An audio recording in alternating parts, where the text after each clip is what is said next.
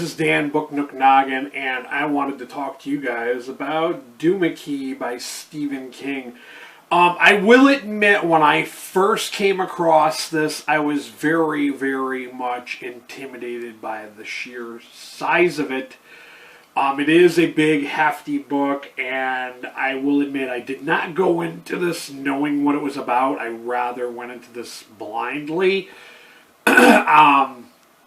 When I first came across this book in the library, I saw how big it was, I saw the title, and I was kind of thinking, I'm like, is this like Under the Dome? Is it going to be some kind of weird, like, science fiction kind of book? Because you never know with Stephen King. I didn't read the synopsis on the back or in the title, you know, the little flap of the book. I didn't read any of that. So I wanted to go into this blindly, and what really encouraged me to want to read this, because I've heard a number of people, especially on Twitter, Cody's Bookshelf, he's a bookstagrammer. I'm going to throw his Instagram bookstagram link down below, but he raved about this book a number of times, and he's one of those people that I follow that I really trust his opinion on books, because we kind of share, you know, common books that we both enjoy. So he kept saying how this was one of his all-time favorite books. So I'm like, this book has got to have some kind of merit if, you know, this guy's going to vouch for this book like that. So I'm like, I might as well check it out.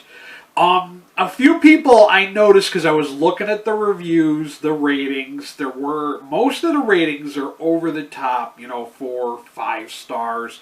There's very few people who gave it like a 2-star rating, and I can kind of understand from reading their gripes.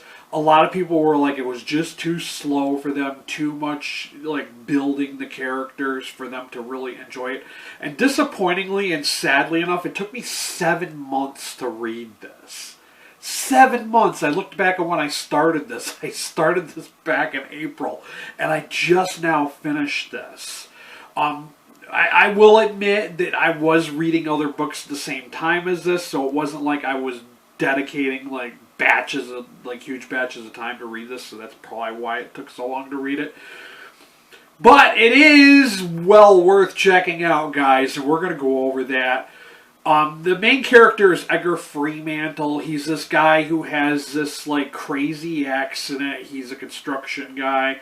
He has an accident where a crane falls on top of him, and he loses like his one arm, and he's, you know, he has to recover and do physical therapy, learn to walk again, you know, all that stuff. And he decides to do this in the Florida Keys. And I did not know that there was an island in Duma. I'm assuming it's a real place, because if King wrote about it, it's probably a real place. I'm hoping it's a real place. I've never heard of it.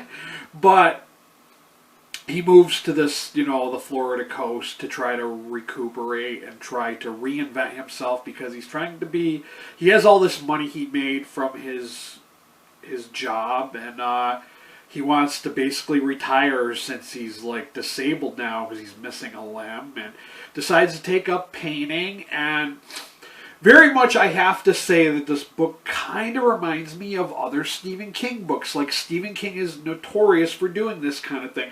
You got people who have extraordinary abilities like Firestarter or The Shining, and this kind of has something along the lines. I'm not going to spoil it. I'm not going to go into details exactly what this guy's special gift is.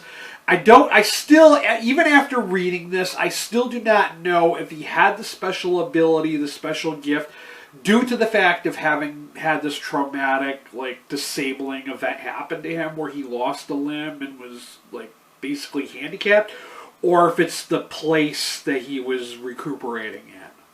I don't know.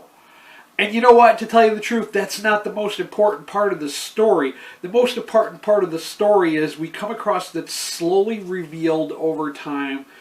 This villainess is revealed. And I got really strong kind of Salem's Lot kind of vibes, because the way Stephen King kind of alludes to this villain kind of being in the background. We only see like the after effects or kind of the branches, the arms of this villain and the influence that it's doing in the Duma area.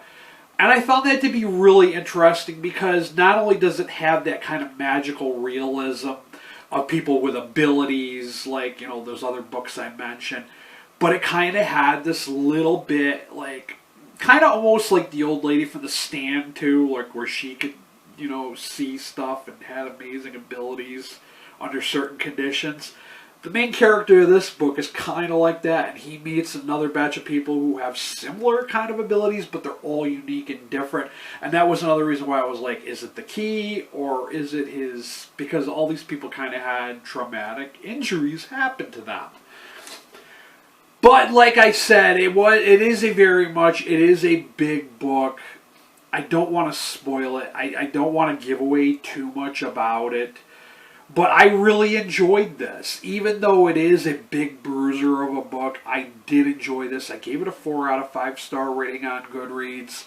I did not find, you know, like my last book I just finished, The Parable of a Sower, I found the slow burn, the world building and character development of that book kind of grated my nerves, but this book did not do that, and I don't know if it's because King is so used to writing and developing characters. I do want to throw out there a trigger warning. Near the very end of the book, there is a scene, and the maid is called the N-word. Just throwing that out there for people in case you're like triggered by that kind of stuff, or you know, you're bothered by it. I know the King doesn't have a habit of doing that in his past books, so I was kind of a little taken aback and surprised when I saw it in this one. But I get where he's coming from. He's trying to relay what people thought and how people acted in a certain time period. And it is the South, and it kind of makes sense somewhat, I guess. And I feel like, yeah. But yeah, it is worth reading very much. The hype is legit when it comes to this book. I know a lot of people love this book. A lot of people cannot stop giving it praise. And I'm going to have to add my name to the list. I don't quite think it was right up there as being a 5-star book for me. Perhaps if I ever reread this in the future, maybe I'll feel the same way. But I kind of felt like this was a strong 4 out of 5 star rating for me, just because the way it ended, it felt like the ending was very too drawn out for me, and I know that Stephen King has trouble ending his books, so I'm going to kind of tag it as that maybe he just didn't know how to end this book, and that's why it took so long, because it was over 700 some odd pages. And they do have a short story from Just After Sunset in the very back, which I didn't read because I plan on reading Just After Sunset sometime in the near future. But, you know, I don't want to spoil it. Like I said, I don't want to give away too much details. I'm hoping I gave you guys enough about this book that you're going to be enticed and want to check it out for yourselves. Because, like I said, besides this little ship, this galleon kind of ship, that's the only clue they really give you, and you don't really learn anything about this until so much later in the book. Like, you have to go through, like, over half of this book before you even get a mention of this ship, or what the deal is, or what's going on with it. It's mostly a mystery kind of thriller, because you're trying to understand what exactly is going on, and we're experiencing this newfound gift that the main character has, and it caught my attention. I thought it was interesting enough. Like I said, a 4 out of 5 star rating on Goodreads. If you are in the U.S. and you want to pick up a copy of this for yourself, by all means, I will have a link to Amazon down below. If you'd like to help out my channel in other ways, by all means, buy me a coffee or two. Hit that subscribe button and that notification bell while you're at it so you can get more book recommendations. This has been Dan, Book Nook Noggin, and this has been Duma by Stephen King. Really good book, guys. I'm kind of surprised. I was a little surprised that I actually enjoyed this, because the hype... A lot of the times you get overhyped books, they usually turn out to not be so good, but this one was actually surprisingly very good. And yeah, it makes me thirsty, hungry for more Stephen King. But I'm not going to do that. I'm going to read some indie horror in the meantime. Later!